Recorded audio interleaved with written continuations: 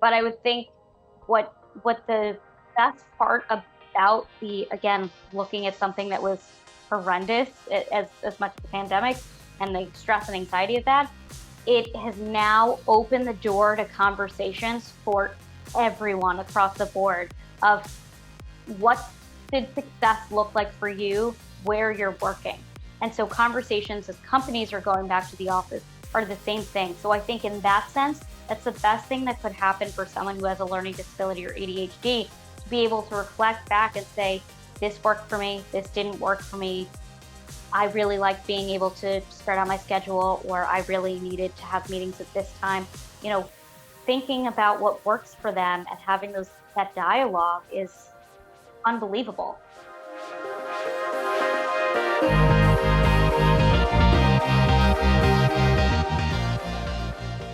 We've all been there before. Maybe we had that moment where we had a hard time focusing, or we were a little bit distracted by something else going on, and we thought to ourselves, maybe this is a little bit of ADHD. Well, we're going to actually talk about that very topic today. We're going to talk about ADHD and other learning disabilities, and we're going to talk about it as it relates to work. And so my guest on the show today is Alex Gilbert, and Alex is the owner of Capable Consulting, and she helps organizations and individuals overcome things like ADHD and learning disorders and disabilities in the workplace. So I took lots of notes today. I hope you do too. She gave some great tips on how we can not only create environments that are better for us as we come out of the pandemic, but better for the folks we work with too. So pay lots of attention, and at the end, I'll share all my notes with you. The Workplace Therapist Show is sponsored by the Leadership Foundry.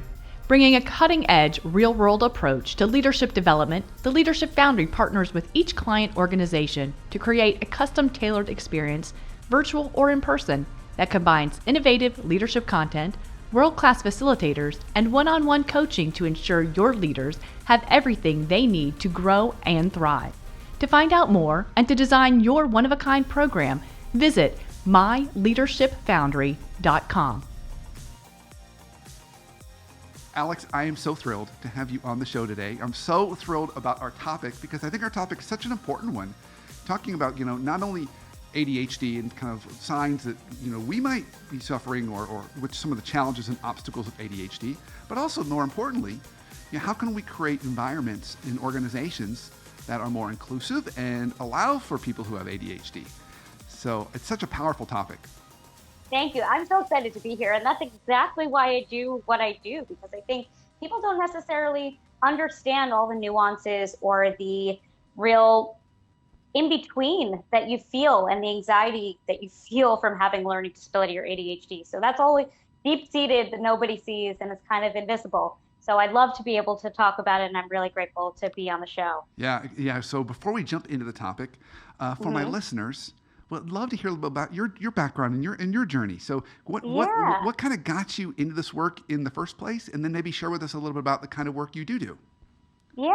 So my story really kind of starts around the age of 8 when I was diagnosed, and that really comes from my privilege of being diagnosed at such a young age, not just because of my parents who were really supportive, but they could financially support it. Our school district at the time didn't believe that I had any kind of learning disabilities. They wouldn't pay for any kind of testing whatsoever. And my parents had to pay for outside testing to find out that I had dyslexia and other learning disabilities and ADHD. And then when we went back to the school district, they said, we don't have any services because we don't have any students with disabilities, because, if you don't test, it doesn't exist. That's just great. So my parents had moved us to a different town, which I had a ton of resources, and I was able to have resources all the way through college. And that's really, again, that's my privilege. That's not a lot of stories of people and clients that I speak to. But I had resources all the way through college. And in college, I was really close to the director of disability services at Indiana University, where I was attending as a student. And I struggled a little bit as a big university system. But by the time I was about a junior, I had been getting calls from the director every semester to say, hey, Alex, I'd love for you to be able to talk to one of our other students who's struggling to figure out how to talk to their professors and everything in between. And I was like, yeah, of course. But you call me every semester. How come you don't have a program like this? I mean, this is 1,000 students plus that are using disability services. It's now almost 10,000, decade later. And why don't you have something like this? And she said, well, we don't have the time or the motivation to be able to do it. And I said, okay, can I be your time and your motivation? And she said, yeah, sure. When can you meet with my student?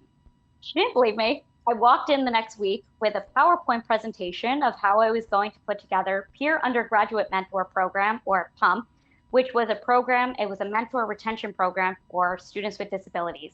And it won a ton of awards from the city and the university. And Wow. so I was on a high. I thought I knew how to figure out everything until I started working and realized I knew nothing. And I mean nothing, because all of the resources, all of the advocacy that I had done in college and as a student, whatever it was, didn't apply. All the teaching that I had done for other students, none of that applied either. Mm. Everything was just completely different. And I had struggled with my mental health. I was having panic attacks multiple times a day. I mean, multiple times a week too. I mean, it was just really debilitating. And I succeeded in my career. I was working in program and leadership development. And I was the go-to person for everybody that I worked with. It was kind of like, where's Alex? We need help. And I was laid off at the end during the pandemic. And I said, I've been wanting to help other adults with learning disabilities and ADHD who may have had resources like me and had nothing when they graduated and started working, or never were diagnosed until now, or didn't have any resources whatsoever and are really struggling. So the pandemic, out of something awful, something really great came about, and I was able to start a company called Capable Consulting. I spell it wrong because I'm dyslexic, and I want people to feel capable. Oh, beautiful, beautiful story. Thank you. Thank So, you. y- so help. Let's start in the very basics. So, Hmm. educate my listeners when we talk about ADHD. We'll start with that one first. Sure. How do you define it, and what are some signs that we might look for either in ourselves or coworkers or others? So there's really three types of ADHD. One is what I'll call the stereotypical version of ADHD, which is hyperactive. So that's usually what you think of the little boys who are disrupting class. They're kind of all over the place, can't sit still. Hyperactive ADHD. Then there's inattentive, which you usually find more in Hmm. girls who are maybe a little spacey, not paying attention, maybe disorganized. And then there's the combined type, which is what I am, which is you have hyperactive and inattentive at the exact same time. So I might be extra talkative, but also at the same time can't sit if my life depended on it for however many hours to do something. So it changes throughout your life, but it doesn't go away. And it also, the effects of how it plays out during the day, during the week, during the month is also for women dependent on their cycles. So Hmm. you can maybe be more symptomatic at the end of your cycle versus the beginning. So it's really a whole lot of things that I just summarized, and I hope that that was a good explanation for you and your listeners. Yeah. So, so for a listener who's paying attention to this right now, and maybe Hmm. she or he thinks to themselves, I wonder if maybe some of that applies to me. What would be examples of things that might occur to them in a given week that might fall within any of these three categories? So I think a lot of it's interesting that you bring this up because I think a lot of people who have actually been coming to me are coming to me after they've watched TikTok videos that are explaining symptoms of ADHD that they didn't think were have anything to do with them. So there's one video I remember that I was watching that was explaining how it was very hard to clean your room because you have this, a lot of people who have ADHD have this all or nothing thinking where they can't Mm. get themselves to clean their room or clean their kitchen because it is so many activities in one piece.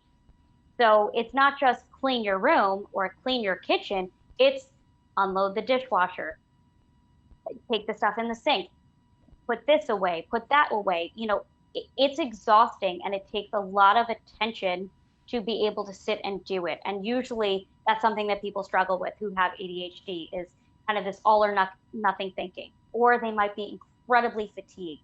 or they could have something called hyperfocus, which I often have, which is you can pretty much zero in on something, whether you want to or not, whether it's social media or work. You zero in for like several hours at a time and you don't move.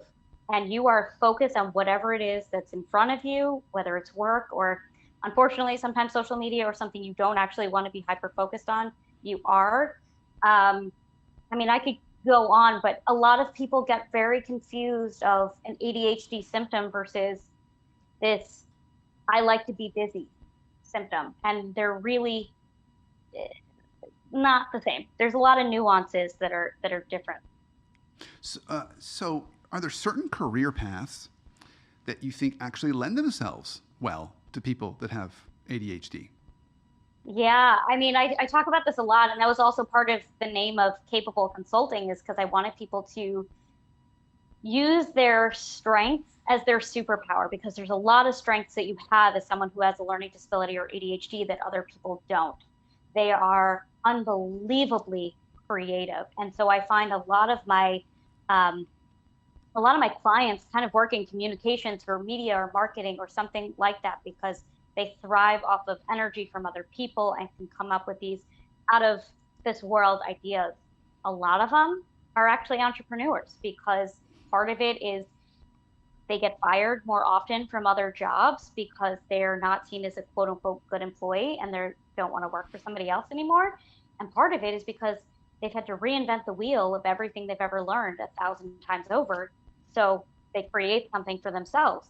So I'd say creative fields, entrepreneurship, something in that vein, anything that's creative, they can use their hands. It's not a typical um, sit at your desk from 9 to 5 that has some kind of give and take of something that's creative, usually is where people land. That's not everybody, of course, but that's where I see the trend.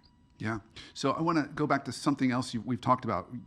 I was Hmm. honing in on ADHD. We've also talked about learning disabilities and Hmm. like dyslexia. I know there's a lot of Hmm. research out there. There's a high percentage of Yeah, entrepreneurs that actually have dyslexia. And for exactly. all the reasons you mentioned, maybe they had to learn their own way in school, and maybe they didn't fit into a typical traditional box. So they said, "Well, I'll just make the box," and then they did, and they were quite successful at that.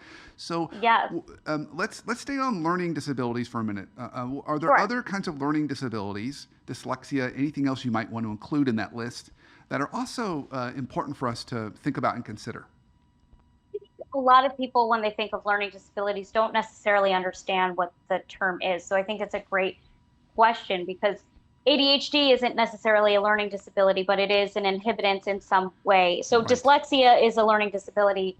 Dysgraphia, where you have trouble like writing things down physically, um, it's hard to read their handwriting. Dyscalculia, which you're terrible at math. I mean, I shouldn't even say terrible at math, but that's really your weakness is figuring out numbers, but it's dyslexia for math. Um, I'd say a lot of people come to me with that. The other type of disorder that people come to me is with executive functioning disorder. Hmm. So that's also a big tie-in for people who have ADHD generally, also not generally, a lot of them have executive functioning disorder, which inhibits your ability to organize and create structure. And so that's what people think of. But part of the reason I marketed about learning disabilities or ADHD was because I always thought of myself as dyslexic first and ADHD second. That I thought a lot of my struggles really came from the fact that I was struggling with reading or writing, or my grammar was horrendous, or it's not anything along those lines. And when I was looking for support, I was always finding something for ADHD and not necessarily finding anything for a learning disability. So I've worked with people with learning disabilities from college pretty much on, but this is really, I'm using that term somewhat broadly. Yeah, totally. Thank you. Thank you for all those. Some of those I wasn't aware of. So it was really Yeah. helpful to kind of expand that lexicon a little bit. All right, so now let's talk a little about the workplace. Hmm. So well, let's start with the employers first. What can employers do to either support individuals that might need some additional support regarding some of the topics we've talked about, or just create generally better environments that allow for different kinds of either learning and working styles? I mean, I love that question, and that's actually part of what my business is the consulting part, is working with companies and organizations so that we can make our environments much more inclusive to not just people who have learning disabilities or ADHD, but really any kind of different learning style and working style. So the overall piece that I describe this as imagine you have a door and you have a ramp to your door. It's pretty much accessible by anyone who wants to come in the door, whether you're bound to a chair or using a walker, or a parent with a stroller, or you have no disabilities whatsoever and you're able to go through. If you're creating an environment that is inclusive for everybody, everyone is going to thrive and everyone is going to have access to what you're providing. So in a big office space, I've been based in New York City for over a decade. A lot of the office spaces, obviously pre-COVID, I'm not sure what a lot of offices are going to do, post-COVID as they're going back, but they were really open spaces. And I can tell you from my first job out of college and working in a big open office space, I did not know how to function. And I couldn't Mm. think or do any of my work because I was constantly being distracted by all the people who were coming by, interrupting me and having conversations with me. So trying to focus. And I had said, is it okay if I wear noise canceling headphones so I can do my work? And my boss at the time said no. He said it would be really rude for anyone who's trying to interact with you. And I didn't know at the time, but I was supported by the ADA, the American Disabilities Act, that I could have said something more, but I didn't know that at 22 years old. Um, but it's things like that. If you can provide noise canceling headphones, if you can provide different working hours and give an available time of when you're expecting people to hand stuff in, that it doesn't have to be 9 to 5, it could be within a 12-hour period to give people the ability to work when they feel is best for them, or having quiet spaces or dimmer lighting or something that's not as stimulating. Everyone's going to succeed if they can figure it out for themselves. And I think a lot of people are starting to figure that out after having worked from home for the last year and a half, that it looks different for them. And that's okay. So here's an interesting question that tie into that. Working Mm, from home.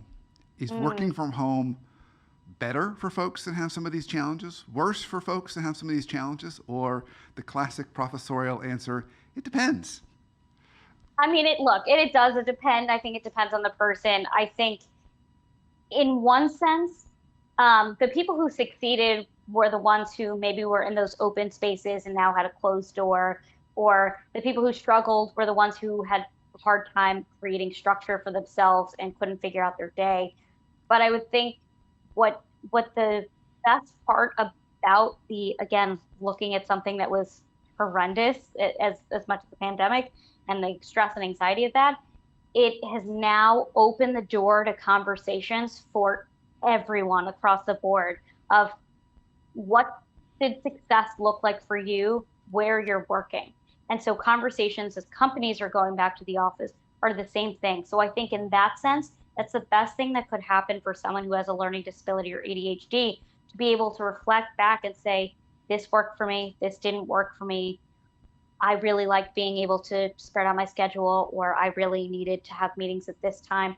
You know, thinking about what works for them and having that dialogue is unbelievable. Yeah, So I love that.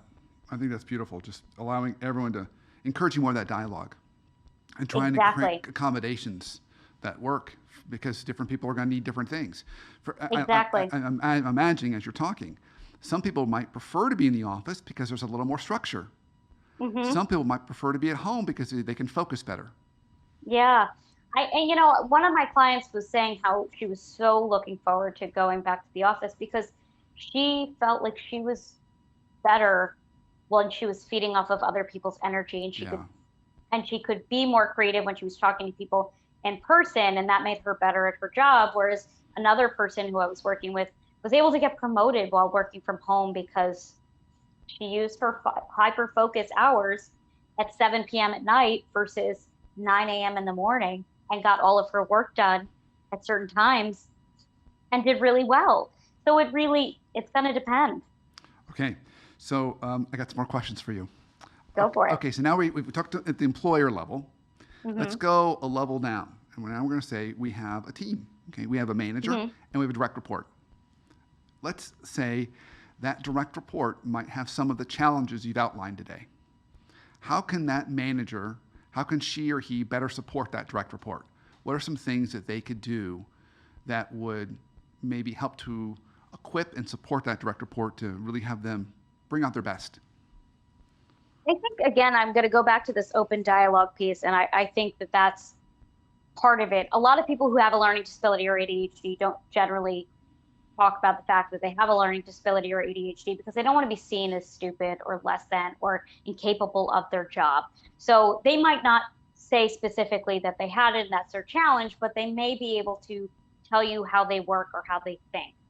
I always spoke openly about my learning disabilities or ADHD. So in my experience, I was able to talk to different supervisors about this is what my needs were once I figured it out. These are what my needs are and how can we work together. And some of that on the most basic level, written directions, maybe having weekly check-ins to help stay on task. I mean, again, it's really going to be important to those people. But a lot of people who have ADHD, the reason why they struggle in their jobs and why they get fired at a much higher rate than those who don't have a learning disability or ADHD is they might struggle with deadlines or they might struggle with figuring out how to talk about what they need because no one's really opened the door for them to do that. But I think written instructions of what you're looking for, when you're looking for by just to really lay out something that's structural so that it's tangible and that there's definitive pieces of it. So at any point they can go back and reflect on the discussion that they had with you and they understand where they lie, but also understanding for the employee, it's okay to ask questions, and for the manager, for them to say, it's okay if you ask me questions. I'd rather you ask me and we talk about it together if you don't understand rather than doing something wrong, as it's too close to a deadline. So patience Yeah, all the way around. yeah. Okay, my next question's harder. Okay, go Employee, for it. employee to manager.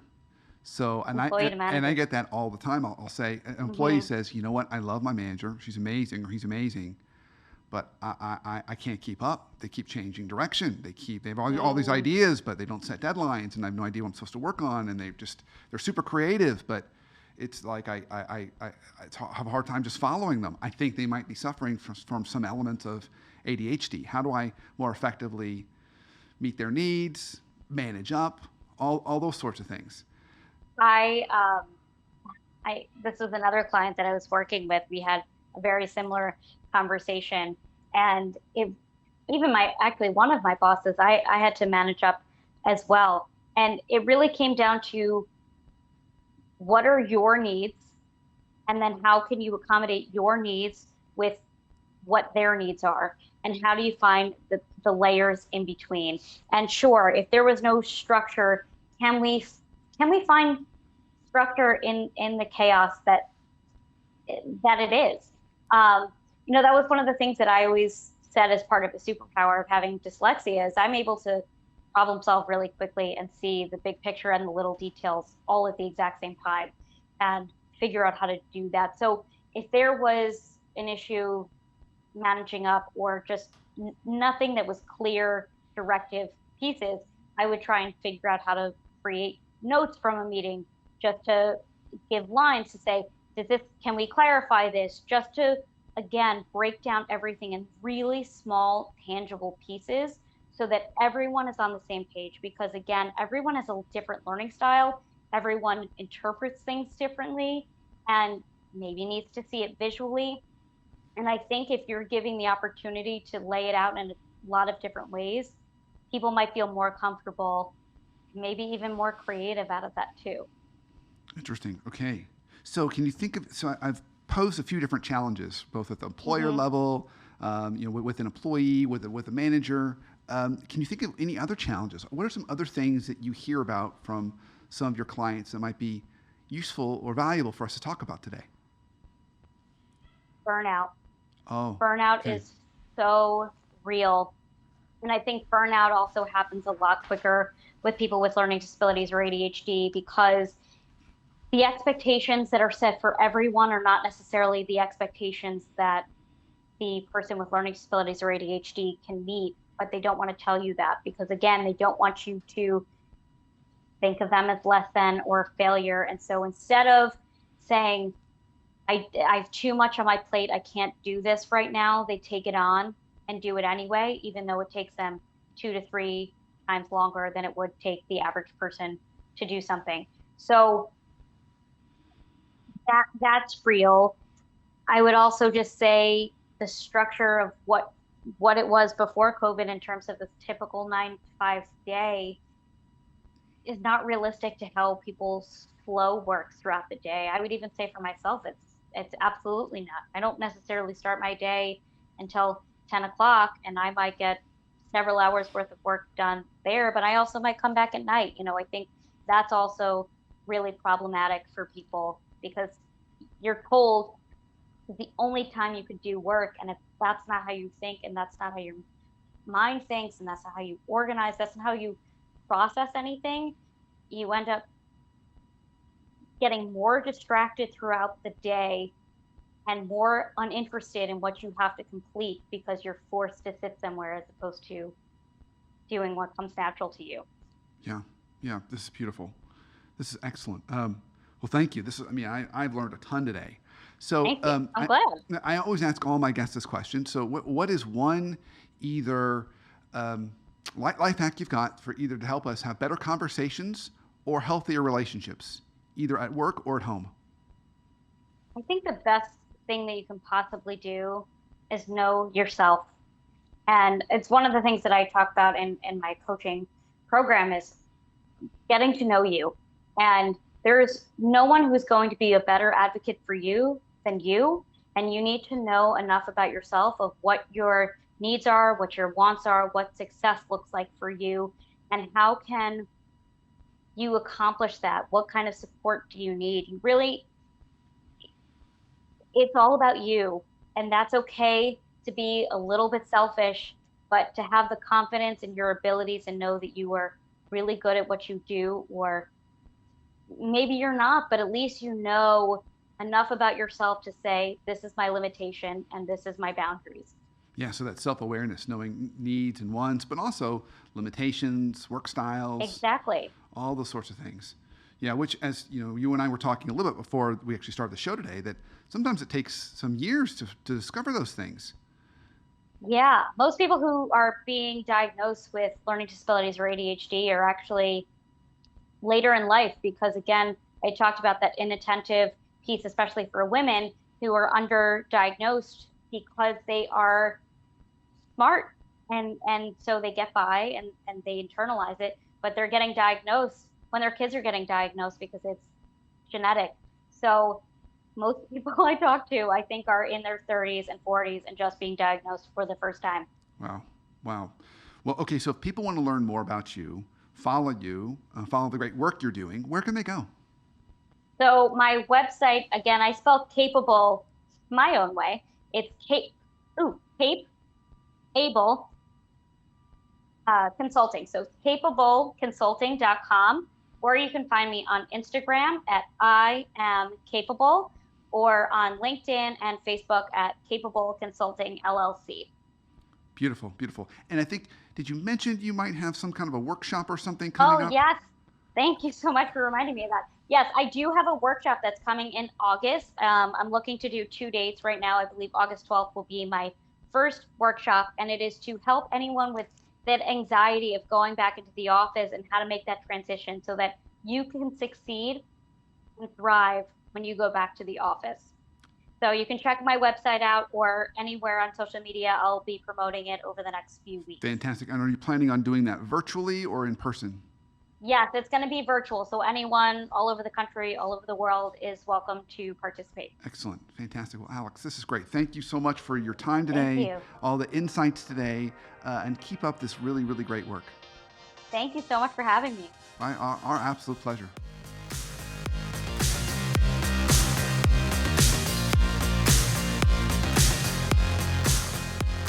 I found that conversation with Alex absolutely fascinating. I took lots of notes, and it really helped me see ADHD and learning disabilities in a different way. So let me just share a few highlights from my notes.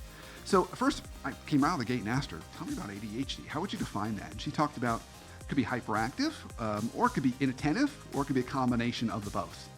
And she said, in her case, it was a little bit of both. And she said, there's a lot of strengths for folks that have ADHD and sometimes other learning disabilities. She said there's things like creativity, entrepreneurs. There's a lot of research that points to entrepreneurs having higher percentage of dyslexia than folks in regular occupations. And then I asked her the question of what do we need to do in those situations. She said, first, employers, most importantly, need to be just having open dialogue, asking their employees, what have you found that allows you to work best? Maybe you like working around people, that provides you more structure, or maybe that's more distracting and you need to work from home. So opening that dialogue and conversation. And then as it relates to managers and employees, same kind of thing, open dialogue. What have your employees learned that helps them work better? And how can you support them so they can do that better? Maybe that's even flexible hours. Alex made an important point. Not everyone can work in a 9-to-5 schedule. In her case, she has bursts of focused time that she does in the morning and the evening. And if we as employers can honor that, we can get the most out of our folks. And then lastly, I think perhaps the most challenging, how about if you have a leader or manager that may be showing some traits of ADHD? How can you help to manage them a little more effectively? And she said, well, know your needs and try and understand their needs and find that connection. Take lots of notes in meetings and try and share those notes with them and try and drive as much clarity as possible. When we do those things well, it can maybe help them to be a little more structured. So I thought those were all great tips, but I think the biggest takeaway for us is understanding ourselves, being open and patient with those around us, and trying to find solutions that work for everybody.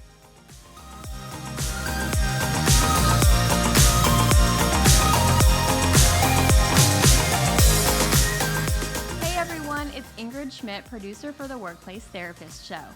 I wanted to take a minute to say thank you to everyone who's left a comment or review for the podcast. It means so much and gives us great feedback about how we can improve the show so that we can keep bringing you great content to help you in your daily life at work and beyond. Today's review is from Jace Clifford. They say, fantastically thought-provoking, fantastically informative, fantastically positive show to learn and reflect, fantastically safe show to learn about your own leadership. Thanks for a fantastic review, Jace Clifford, and thank you for listening.